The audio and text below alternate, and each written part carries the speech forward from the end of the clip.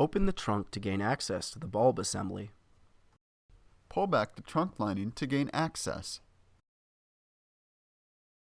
Remove the bolts that secure the housing by turning them counterclockwise. There are 4 bolts that need to be removed. We recommend wearing gloves when changing your lights. The oils on your fingers can create hot spots and cause the bulb to burn out prematurely. Take the bulb housing out of the vehicle. The steps needed to access the other side are the same as this side.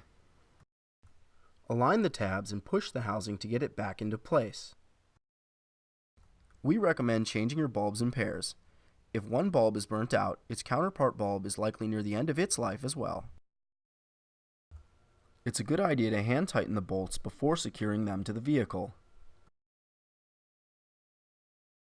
Replace the bolts that secure the housing by turning them clockwise.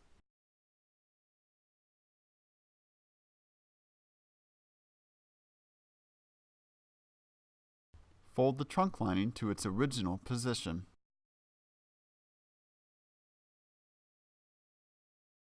Make sure the bulb housing is secure.